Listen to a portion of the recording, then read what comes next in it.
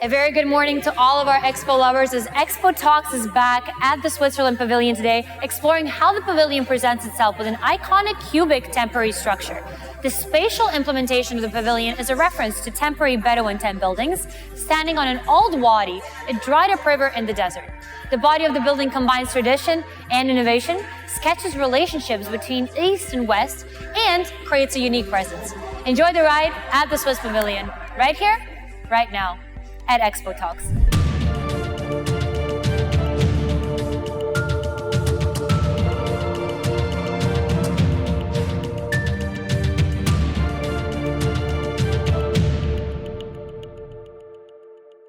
All right, gentlemen, thank you for joining me today at ExpoTalks. I have the Commissioner General of the Swiss Pavilion, Manuel Salchli, and Iwan, the exhibition designer of the pavilion.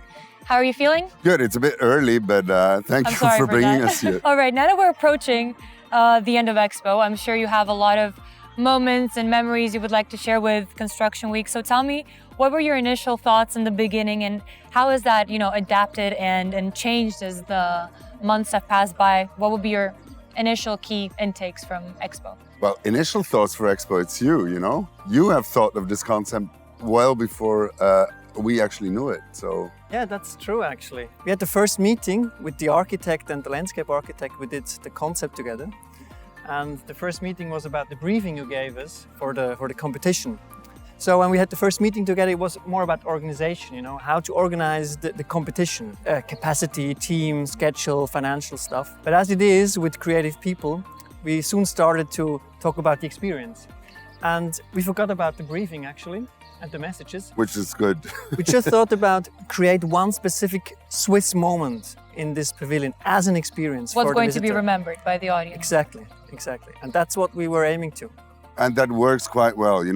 I think there's two things that will be remembered definitely. You can already pass by in front of the Swiss Pavilion, you take a photo, and like the Swiss flag reflecting in this beautiful facade, that's a key moment. And the second moment, and that's important for a World Expo, is to create emotions and have an immersive experience. And that's the experience that the people have when walking through the fog that we produce here, like real fog. Definitely. I mean, I've seen a lot of pavilions, and I would say this is one of the most memorable ones. You definitely drive that emotion in people. Now, talk to me about the main theme of your pavilion. How does it, let's say, connect to the main theme of Expo, connecting minds and creating the future? The main theme of the Swiss Pavilion is reflections, and it's two different type of reflections. Reflections in the mirror that you find throughout the Swiss Pavilion, mirrors that also make some spaces bigger, and people reflect playing with their umbrellas. The umbrellas, by the way, have become a key element of the Swiss Pavilion. Instagram is full of them. Yeah, exactly. For Instagram, it was a perfect bet that we made with the umbrellas. Call them sunbrellas. Sunbrellas, true. And the Swiss chocolate on the side. And the Swiss chocolate at the end of the visit. Sweet ending. And reflections also what we do in the last act of the Swiss Pavilion. The Swiss Pavilion has been thought of as in three acts: the red carpet, the fog, and then the thematic exhibition that we change in line with the focus weeks, reflecting about the future, about the sustainable future of the planet. So that's the main theme of Expo, reflections. All right, a very important theme, let's say, in this whole region. Thank you for that. Now, my question for you, Iwan, would be the Swiss Pavilion, as we've seen, boasts, a mirrored facade, and it's entirely covered in reflective foam, if I'm not mistaken. I would like to ask you to take us on a journey through the Swiss Pavilion from the conceptual design to just bringing everything to life and the final structure. Yes, but still the concept idea behind it, as I mentioned before, this kind of sea of fog moment, that was really kind of the heart piece of this pavilion. So we kind of tried to create the visitor journey and the experience around this. So we really take the visitor on a journey through Switzerland in those three acts Manuel just told us about it, and with this main central and emotional feeling, walking through the real sea of fog, which is technically speaking a very complex system actually. It looks very simple in the end when you experience here, but it's close to rocket science, how we create it. We have specialists. Who would have said? Yeah. It's like, we do it the same way actually as fog is created in nature, but we have to make it artificial to seem to be natural. And constant. And constant, yeah, and like temperature is changing. Don't talk to me about it. So it's a prototype. No, come on, Sure it we. works. What Ivan said, technically, it's very, very challenging with the change of humidity here, with the high temperature, cool temperature at night. Technically, it's really a challenge, but it works perfectly well. But we didn't know at the beginning. So when we came to Manuel and talked on the about go. him, let's do a sea of fog, like a real sensual moment. We were like, yeah, that sounds nice. But we had to do a lot of prototyping. We rented a pool, do you remember? Yeah, the swimming pool in Cologne. That was a crucial moment because there we had the testing. Everybody was very nervous if we're gonna make it. But as you can experience now, it works and it's a real experience. Right. Well, interesting details. Now, something I would like to touch upon as well is the construction. I've heard that you had a lot of sustainable initial construction ideas while the pavilion was being constructed. So if you could just elaborate on how is this important in the region? Creating a piece and a project, but keeping up that sustainability aspect of it. Well, obviously, and that's a good point about Expo. Expo said from the very beginning that because we come here on a temporary basis, all the self-built pavilions by the rules and regulations of the BIE, the World Exhibition Bureau in Paris, they must be dismantled after Expo. So we thought this building as a temporary building from the start. We covered it. We covered the steel structure with textile that can easily be taken away, inspired by putting up a tent and taking it back. And that was a key topic, sustainable materials like textiles. Also the fact that we use the water that is producing the fog for the irrigation of our beautiful landscape of the palm trees, some bushes. And we are committed to, once we will take the pavilion back or dismantle it, that 70% of the material is properly recycled or reused.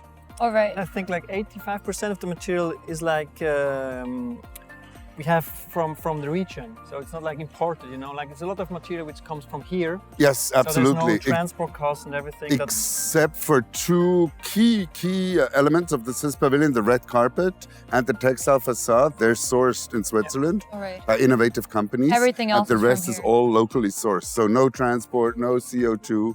Yeah. So that's interesting. nice detail. You did mention dismantling, and that leads me straight on to my next question about Expo legacy. So, do you plan on completely dismantling the structure, as I understood, or retaining some aspects of it? This was the original plan. Now, there's still some discussions going on, like the Swiss Business Council, Abu Dhabi and Dubai. They showed some interest in keeping the building after Expo and making use of it for an incubator for Swiss startups and a one-stop shop for Swiss companies coming here. There's also a project, there is a project that Expo actually asks a couple of pavilions to remain and become part of District 2020. But we are still looking into the legislation of District 2020. It's not quite clear yet, so we have to remain open for the next 2-3 weeks maximum before we take a final decision. All right. There are some, in the history of World Expos, there are some pretty bad examples where pavilions stayed back and then turned into ruins because nobody paid for the maintenance.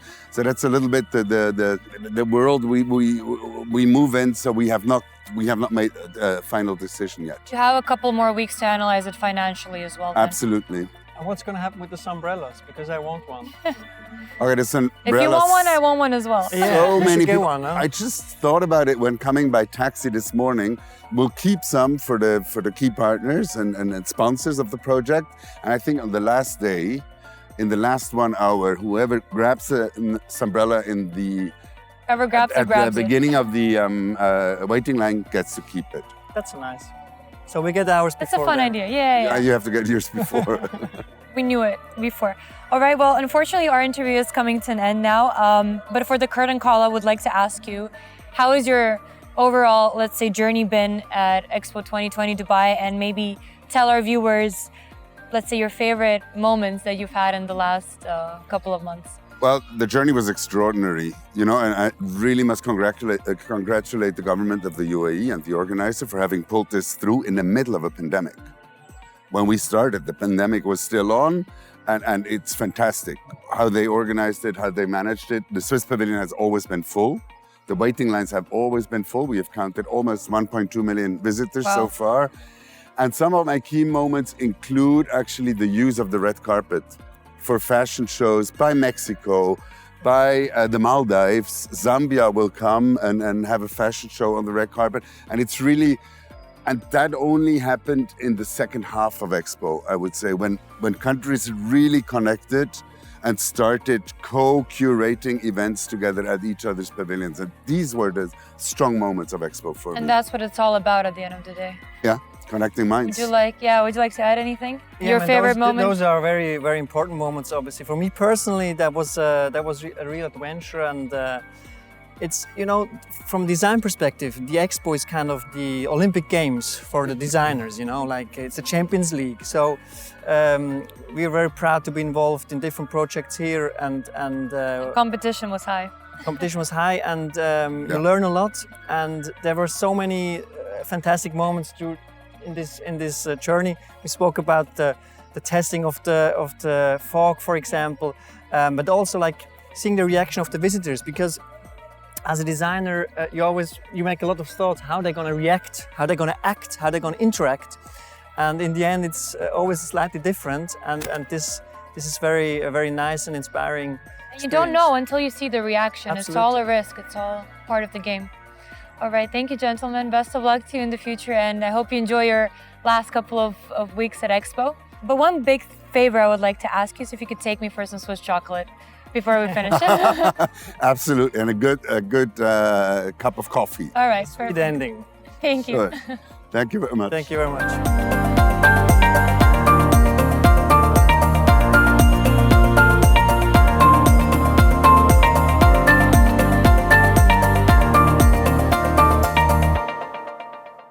As the Dubai sun is shining bright, visitors are invited to discover Swiss innovations and achievements by catching drops of water from the sea of fog and drowning knowledge from the fountains of innovation.